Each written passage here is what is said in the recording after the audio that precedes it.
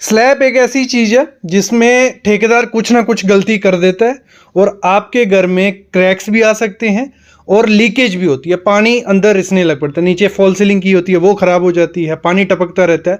लोग काफ़ी कुछ करते हैं फिर भी लीकेज नहीं रुकती है। लेकिन आज की वीडियो देख लो, 5-6 ऑप्शन मैं बताऊंगा, सस्ते से लेके सस्ता, महंगा भी बताऊंगा, उनका खर्चा भी और बेस्ट कौन सा, सब चीज़ें। 5 ऑप्शन है, उसमें से कोई भी चूज करो, रिजल्ट मिलेगा। सबसे पहला ऑप्शन होता है ब्रिक बेड कोबा। सबको पता है ब्रिक बेड कोबा, वो ऑप्शन है। दूसरा है कि हम क्या करते हैं, टाइल लगवा देते हैं, ये भी एक ऑप्शन है। तीसरा है कि हम सिर्फ केमिकल लगवाते हैं। चौथा है कि कुछ लोग बोलते हैं ग्रेनाइट लगवा लो, कुछ लोग बोलते हैं आईपीएस फ्लोरिंग करवा लो जहां बिटुमिनस मेम्ब्रेन डलवा लो। ये 5-6 ऑप्शन बनते हैं, इन्हीं पे आज बात करेंगे और सबसे बेस्ट कौन सा है इस वीडियो में आपको पता चल जाएगा। सबसे पहली चीज है, काफी लोग क्या करते हैं, अपनी छत पे टाइल लगवाना चाहते हैं क्योंकि टाइल सुंदर भी दिखती है।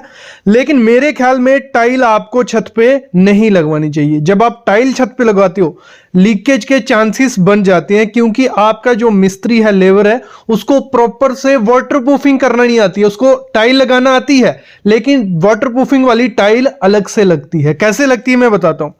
देखो, अगर टाइल लगाते समय आपने सही से स्लोप नहीं दी, छत की स्लोप बहुत ज्यादा चाहिए होती है। जो हमारे घर में रूम में फ्लोरिंग में स्लोप होती है ना टाइल में, उससे ज्यादा हमें छत पे चाहिए होती है।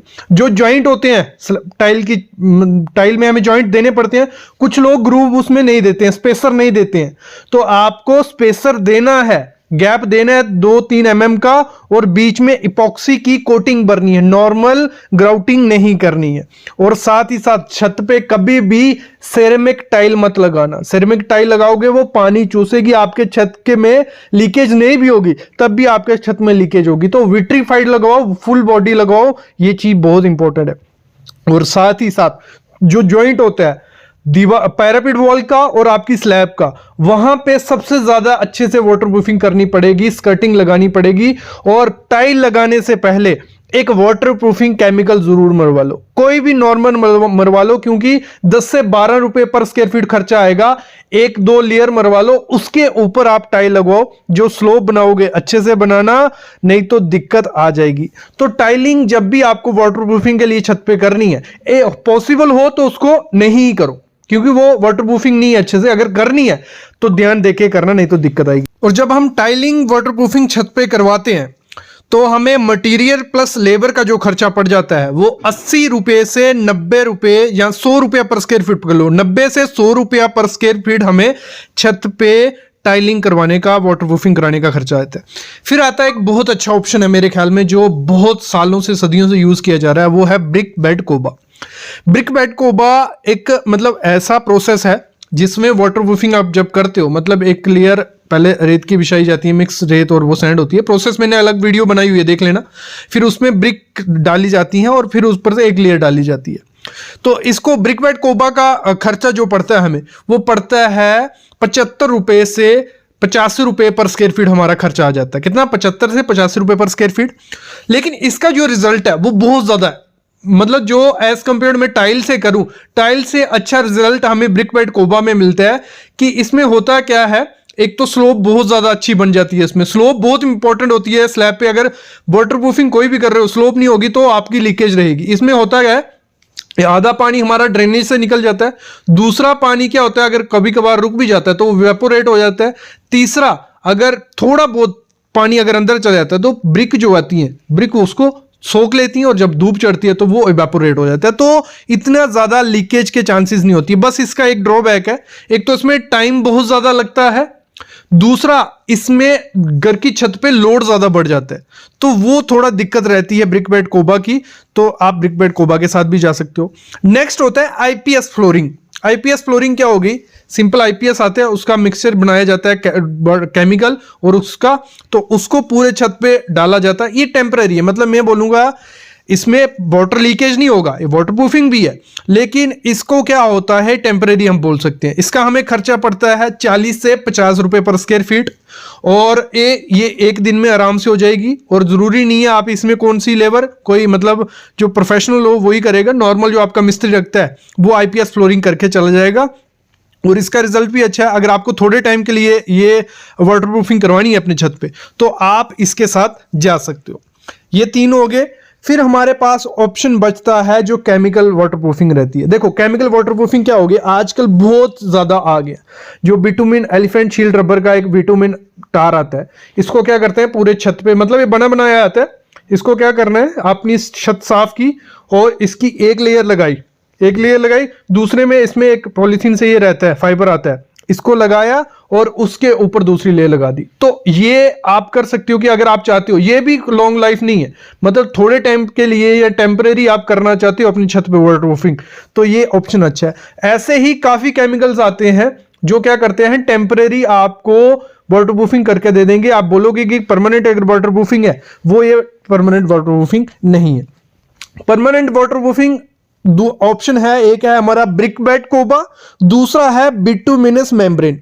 बिटुमिनस मेम्ब्रेन क्या होगी, दो तरीके से ये मेम्ब्रेन आती है, एक होती है शीट्स आती है, बिटुमिन की बनी होती है, फाइबर बीच में पूरी एक, जैसे सामने देख रहे हो ना, ये पूरा बना हुआ है, ठीक है, ये मेम्ब्रेन आती है। एक तरीका होता है इसको लगाने का कि सेल्फ एडिजिव, मतलब गम लगा होता है, छत को साफ किया, थोड़ा सा कोल टार लगाया और इसको चिपका दिया, एक ये तरीका होता है। दूसरा होता है हीटिंग टॉर्च के, मतलब जो हीट आग निकल रही है, छत को गर्म करते गए, उसको गर्म करते गए शीट को और चिपकाते गए, तो ये होती है, ये परमानेंट है, लेकिन ये कॉस्टली काफी ज्यादा होती है, मतलब 150 से 200 रुपया पर स्क्वायर फीट आपको ये खर्चा पड़ जाता है। लेकिन इसका ये होता है लीकेज के जीरो चांसेस हो जाते हैं, क्योंकि अगर कोई प्रोफेशनल इसको लगाएगा, लीकेज के जीरो चांसेस है, लेकिन ये खर्चा बहुत ज्यादा इसका पड़ जाता है बिटुमिन मेम्ब्रेन्स का।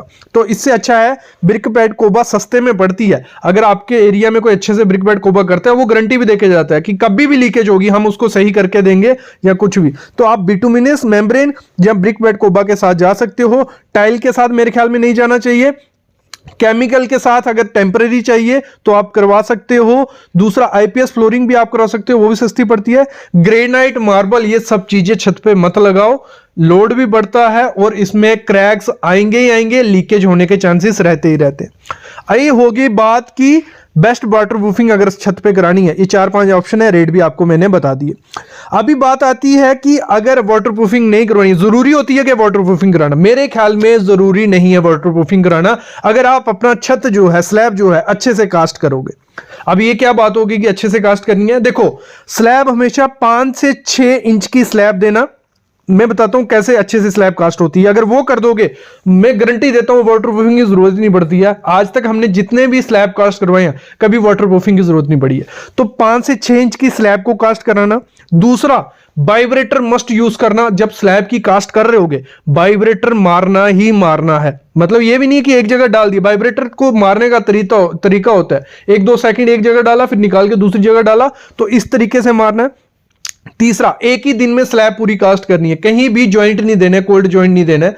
तो जॉइंट दिया, वहां लीकेज के चांसेस होते हैं। एक ही दिन में स्लैब कास्ट कर ली। तीसरा, मोस्ट इंपॉर्टेंट चीज होती है स्लैब के लीकेज की, कि पानी कहीं रुक रहा है और आपने स्लोप नहीं दिया।